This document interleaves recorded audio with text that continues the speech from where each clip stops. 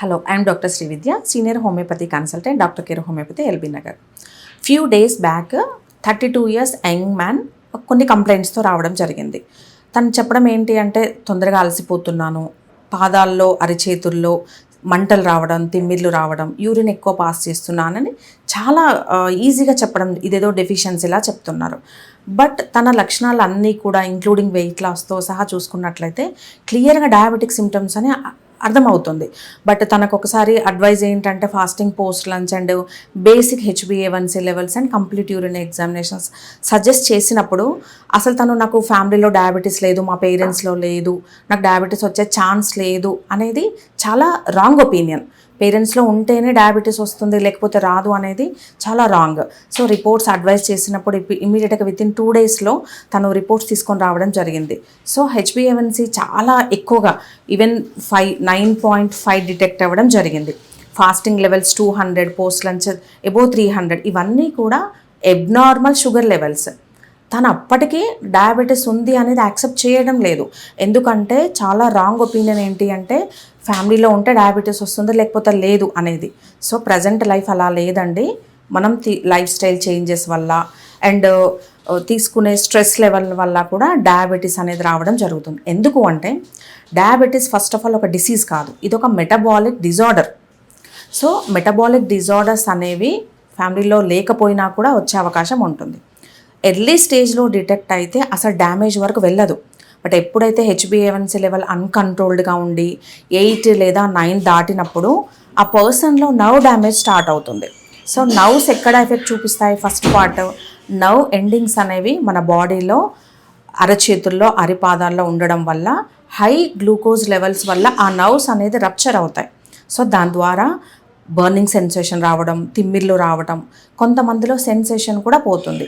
దీన్ని diabetic neuropathy అంటారు. ఎందుకు న్యూరోపతి వస్తుంది అంటే డయాబెటీస్ ఎర్లీ స్టేజ్లో డిటెక్ట్ చేయలేదు, నెగ్లెక్ట్ చేయడం.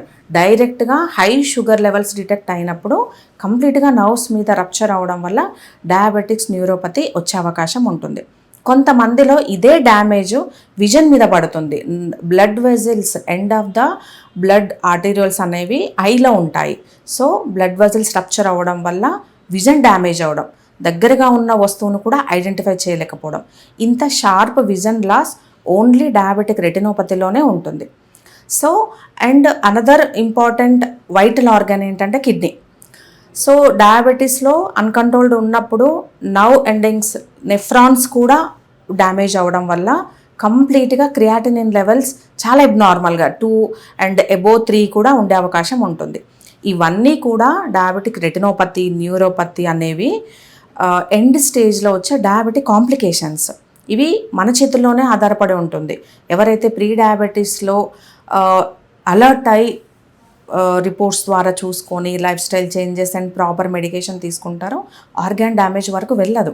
సో ఎవ్రీథింగ్ మన చేతుల్లోనే ఉంటుంది. మనకు రాదు అనే మిస్కన్సెప్షన్ నుంచి బయటపడి వార్నింగ్ సైన్స్ కనుక ఎవరిలో ఉంటాయో ఇమ్మీడియట్గా బ్లడ్ టెస్ట్ చేయించుకోవడం, హెల్త్ చెకప్ అనేది చాలా ఇంపార్టెంట్. ఎందుకంటే ప్రీ డయాబెటీస్లో ఎవరైతే ఇలాంటి మెటబాలిక్ డిజార్డర్స్ ఐడెంటిఫై చేస్తారో వాళ్ళ క్వాలిటీ ఆఫ్ లైఫ్ చాలా బాగుంటుంది.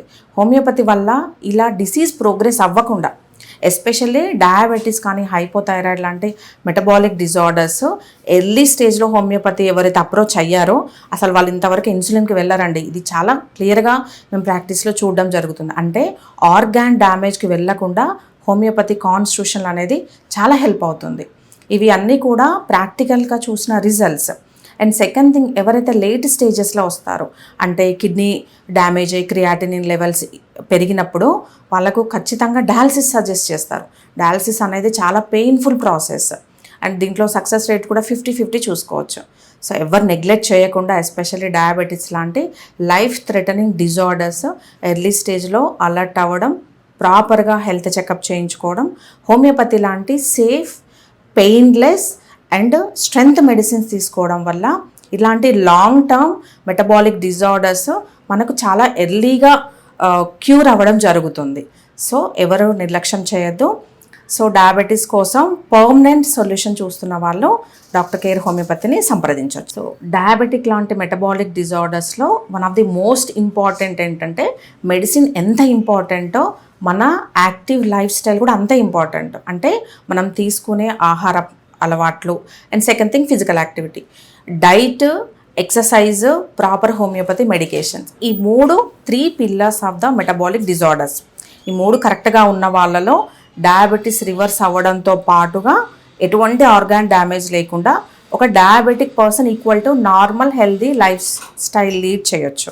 సో మనం తీసుకునే ఫుడ్లో రిస్ట్రిక్షన్ ఏంటి అంటే అందరికీ తెలిసిందే, బట్ మోస్ట్ నెగ్లెక్టెడ్ పార్ట్ కూడా కార్బోహైడ్రేట్ని మినిమం చేయడం and second thing sugar avoid చేస్తూ హై ఫైబర్ని కనుక మెయింటైన్ చేస్తే మనం డైట్ ద్వారా డయాబెటిక్ పార్ట్ని సెట్ చేసుకోవచ్చు. And second thing physical activity అనేది చాలా ఇంపార్టెంట్. ఎవ్రీడే ప్రాపర్ ఎక్సర్సైజ్ చేయడం, వాకింగ్ చేయడం, జాగింగ్ లాంటి కార్డియోవాస్కులర్ ఎక్సర్సైజెస్ వల్ల కూడా మెటబాలిక్ డిజార్డర్స్లో డైట్ ప్లస్ ఎక్సర్సైజ్ చాలా ఇంపార్టెంట్ రోల్ని ప్లే చేస్తుంది.